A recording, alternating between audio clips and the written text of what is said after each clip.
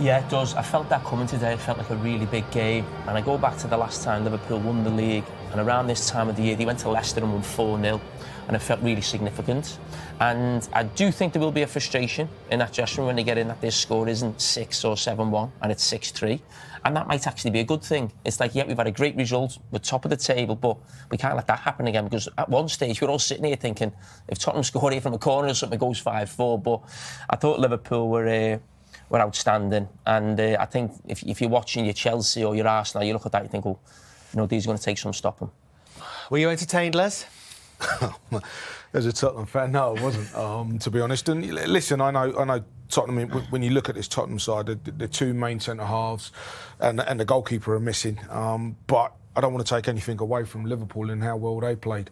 They're absolutely fantastic. And as you said, I'm sitting here watching them live, and I'm thinking, wow, these look like the heir to the throne against some pretenders. Back into our Premier League studio. What an extraordinary game. Bonkers was the word that I think Joe Spate quite rightly came up with. It was the sort of game, Robbie Earle, where you didn't need so much a match programme as your guide. You needed an abacus. Calculator, absolutely. Keep count of the goals. Strangely enough, 6-3 scoreline is not a surprise with this team. We kind of find out about two teams what we know. Let's look at Liverpool first. I think it's a great coach's result. Why is that?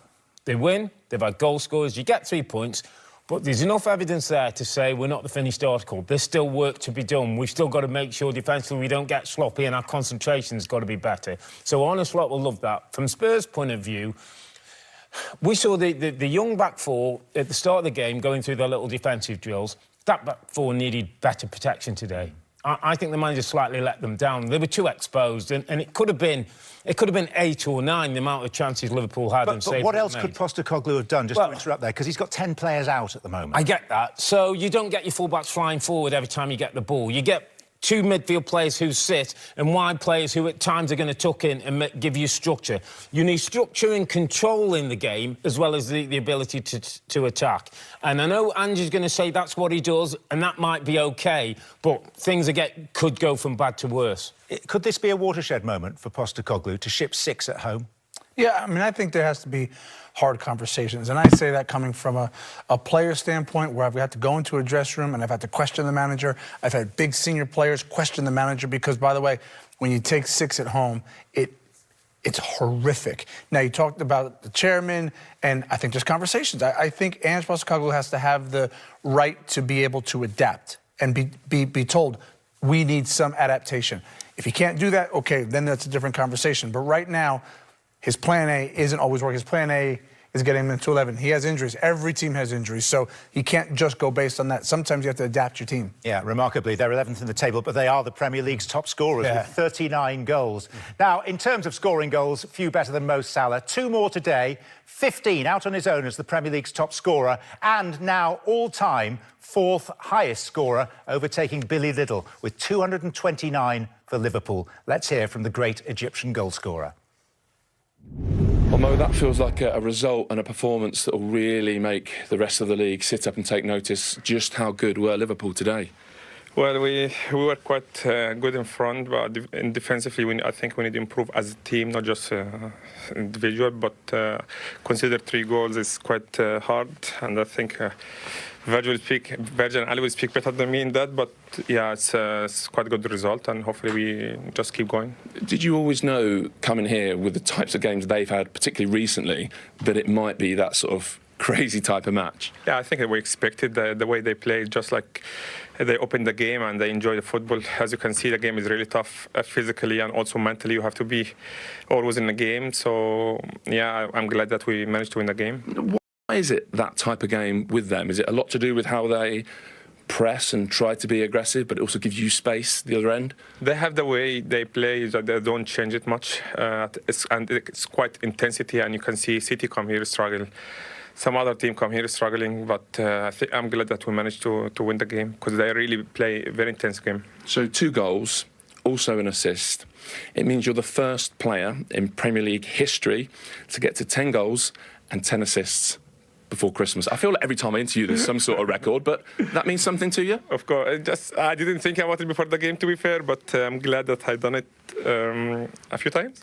So yeah, it's something make me happy. I'm proud. I'll just keep working hard. And maybe more important than that, well, actually, definitely more important than that, you're now 4th on the all-time list of Liverpool goal scorers. Now that must mean something. Of course, it's something great to achieve. It's such a big club like Liverpool.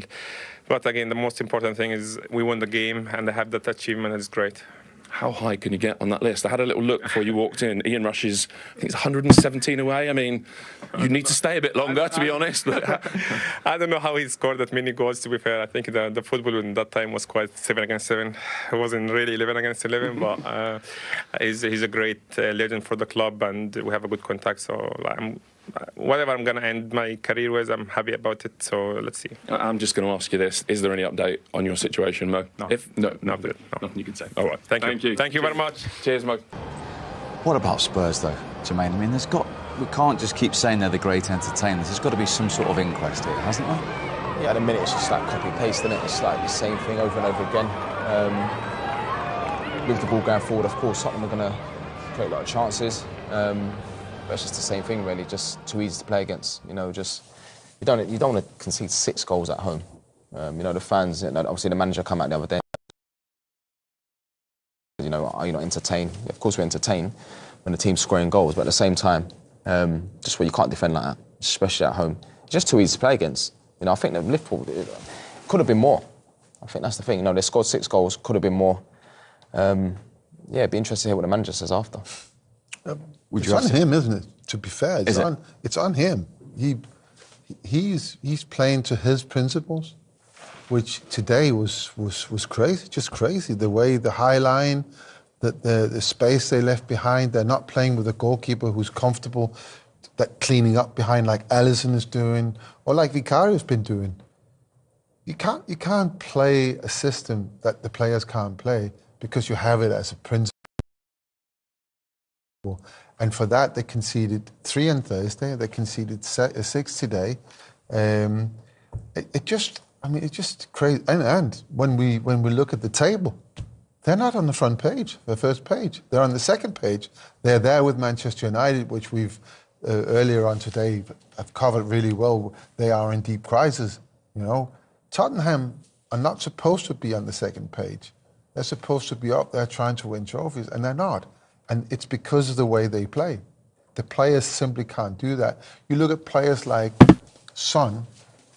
I mean, he's playing in a position he was very, very good at 2 years ago, but he's lost a little bit of pace. Still a fantastic, clever player, but he should be playing in a different position where he can use his cleverness, not where he's supposed to use pace that he hasn't got. And it's just, today was just weird, but the stubbornness of wanting to play in that way. And they got exactly what they deserved.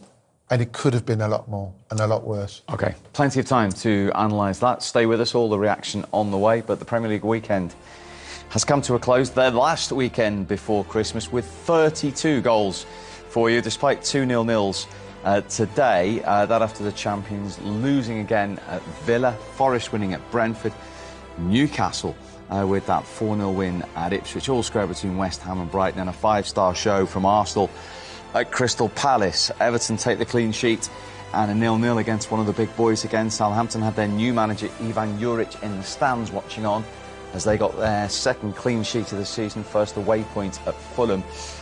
Wolves, under their new manager Vitor Pereira, getting a winning start away at Leicester by 3-0. Another defeat for Manchester United under Ruben Amorim. Bournemouth back-to-back wins at Old Trafford in the Premier League, and that incredible 9-goal game we've just watched at the Tottenham Hotspur Stadium, 6 of them for Liverpool. So, in the bottom 3 at Christmas, Southampton, who are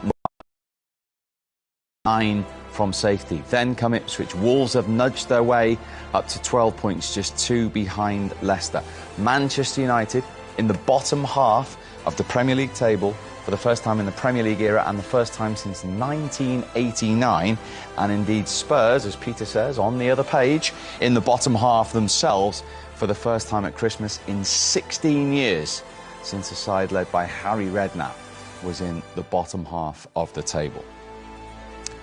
At the top, for the 4th time in the last 7 seasons, at Christmas, it is Liverpool who lead the way. They've got a 4-point gap. They've got a game in hand as well over Chelsea in second, then Arsenal, Nottingham Forest in the top 4 at Christmas in the Premier League for the first time in 30 years. And Bournemouth have got into the top 5 today with that win at Old Trafford.